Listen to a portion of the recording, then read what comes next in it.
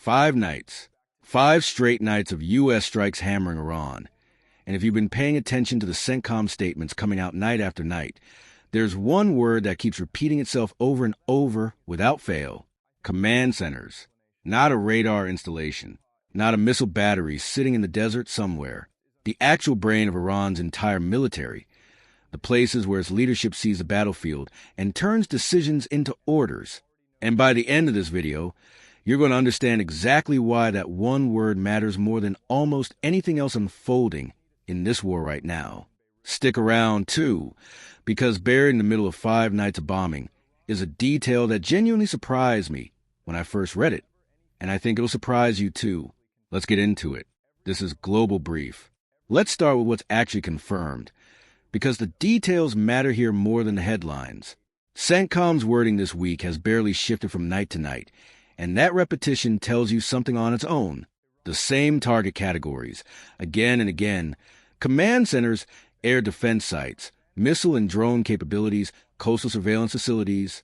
Wednesday brought an evening wave of strikes using precision munitions across multiple locations, including Bandar Abbas, one of Iran's most significant port cities along the strait.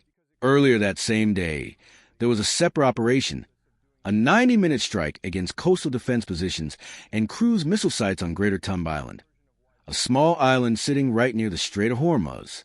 It's believed to house a naval base, and it's been used, according to available reporting, to help Iran disrupt shipping through that corridor.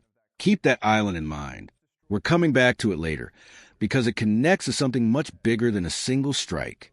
By early Thursday, another wave hit.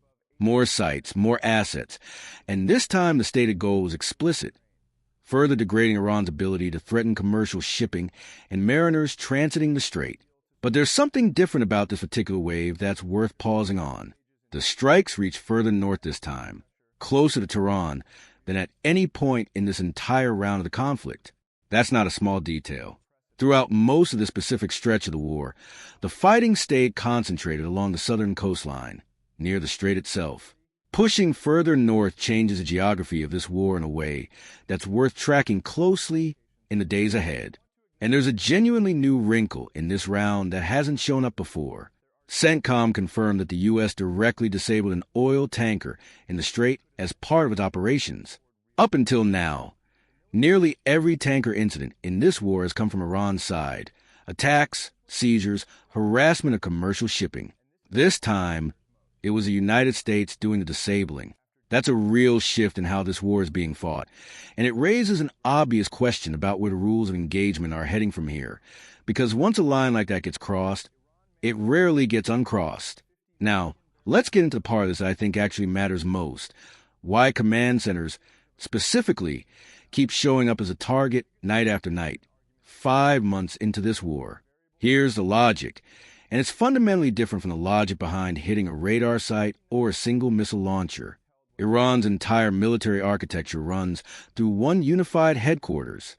It's called Qadam al-Anbiya Central Headquarters, based in Tehran, sitting directly beneath the country's general staff.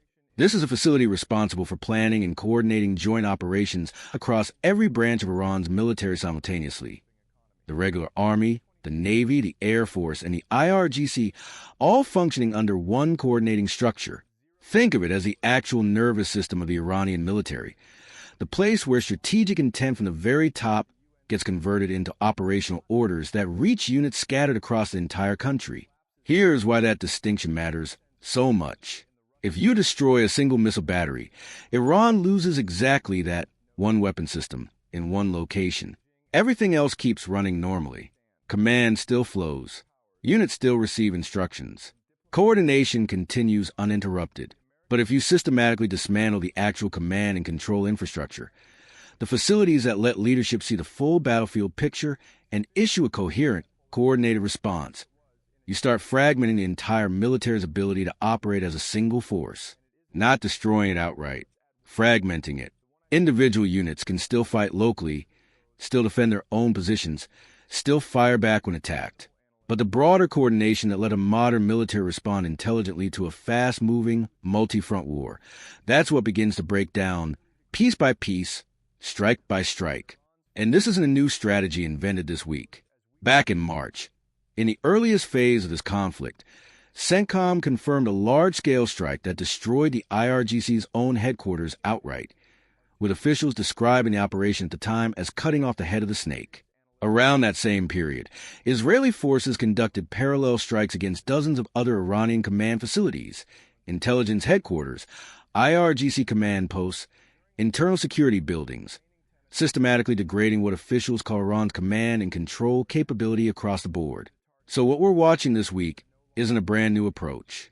It's the same strategy that's been running since the opening days of this war, just intensified and sustained over 5 straight months. Which brings up a question worth sitting with for a second, because the answer to it changes how you should interpret almost everything else happening in this update. If the IRGC headquarters was already destroyed back in March, and command centers have been targeted consistently ever since, why is this still one of the most repeated target categories in every single CENTCOM statement? 5 months later? Hold that question. We're going to come back to it. Because I think the answer tells you more about how this war actually ends than anything else we'll cover today. Let's talk about the human cost first, because it matters, and it shouldn't get buried underneath the strategic analysis. Since the CENTCOM strikes on Iranian port cities began last Wednesday, Iranian officials are now reporting at least 35 people killed and more than 300 wounded. I'll say this every time, because it's important. These figures come through Iranian channels, not independently verified by outside sources. But they're specific, they're consistent with the scale of this campaign, and they're worth taking seriously as a real indicator of the human toll unfolding here, even without full outside confirmation. On Iran's side, the retaliation has continued in a pattern we've watched develop throughout this entire round of the conflict. The IRGC says it's targeted U.S. military assets stationed in neighboring Gulf countries, and Iranian state media has reported explosions across a genuinely wide geographic spread this week. Bandar Abbas, Qeshm Island, Sirik, Jask, Chabahar, Konarak, Rask. But 2 names in that list matter more than the rest, because they break the pattern we've seen up to now: Khorramabad and Semnan, both sitting well inland, far from the coastal strip along the strait. That's meaningful. It's further evidence that this war's geographic footprint keeps expanding well beyond where it started.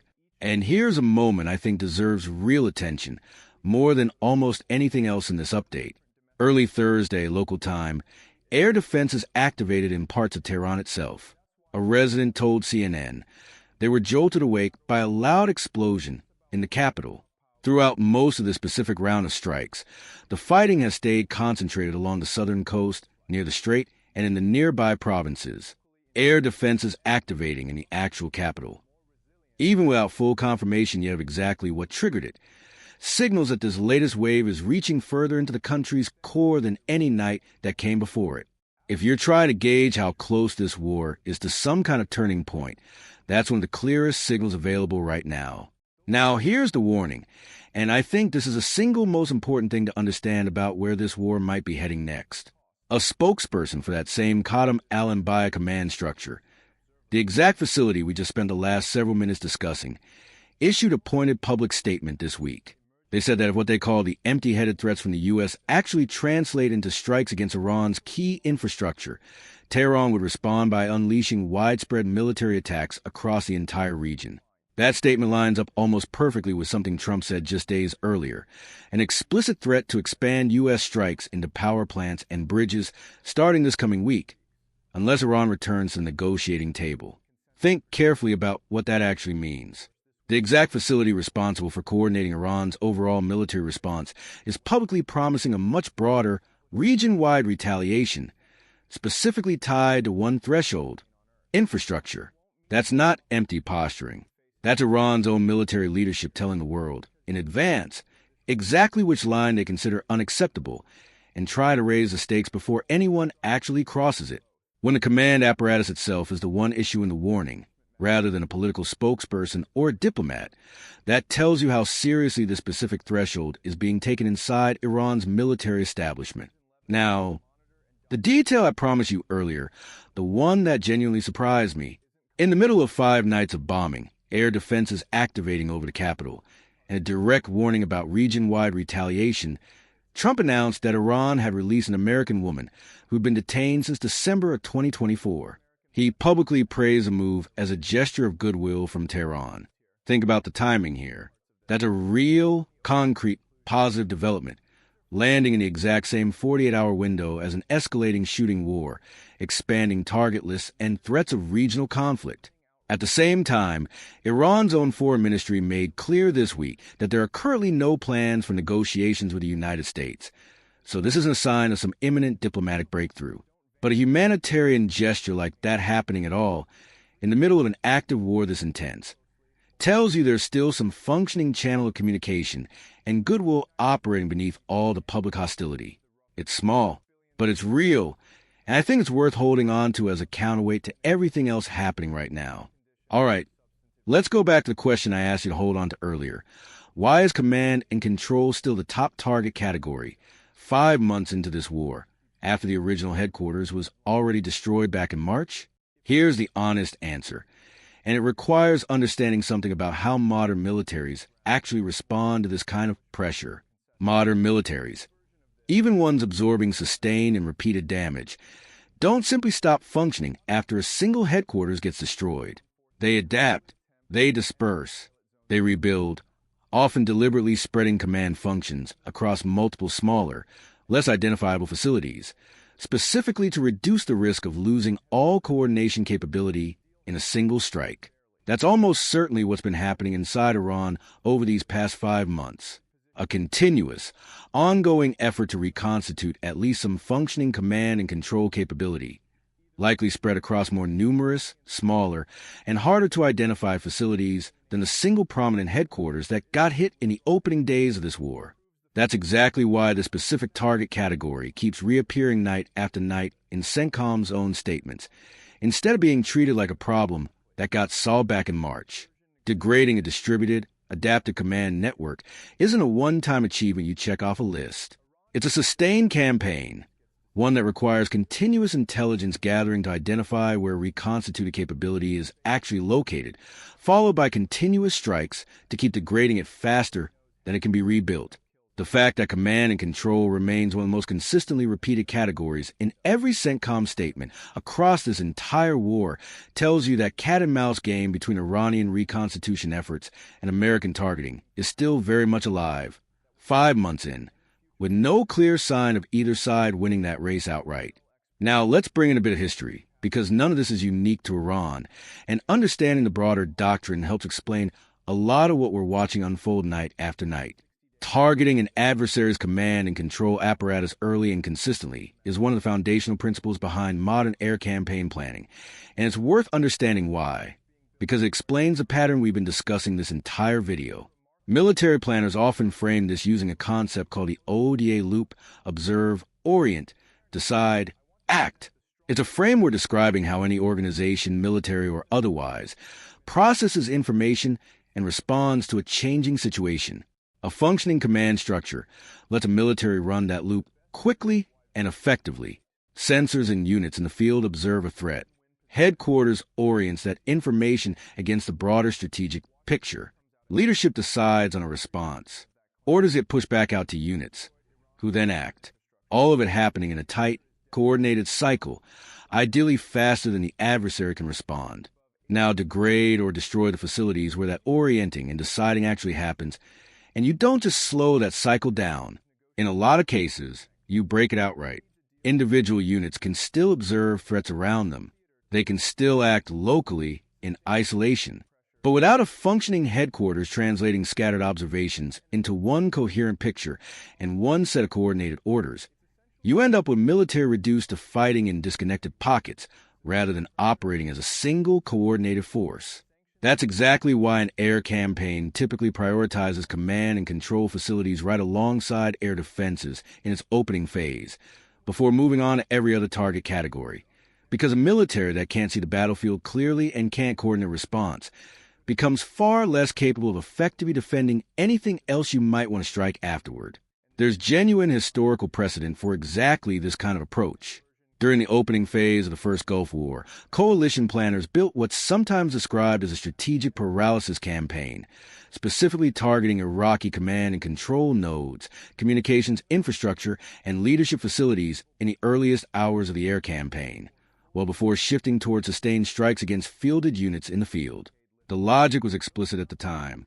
A paralyzed command structure would leave Iraqi forces unable to respond coherently to whatever came next.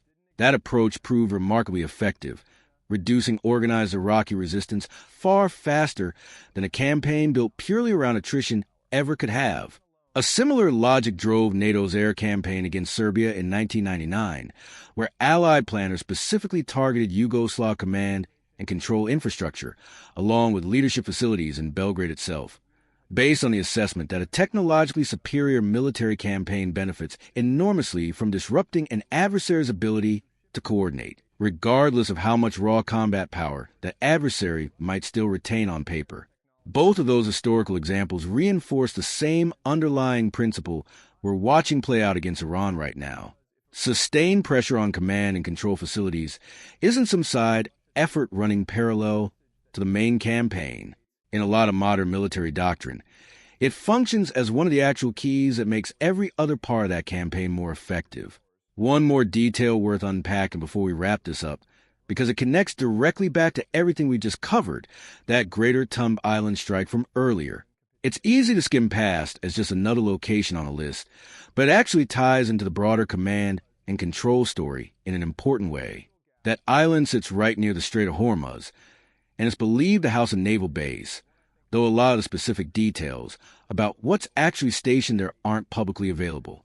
What is understood is that it's been used as one of the launch points from which Iranian forces have disrupted shipping to the strait, meaning it likely functions as a forward, semi-independent node, one that can keep operating even if broader coordination out of Tehran gets disrupted or degraded.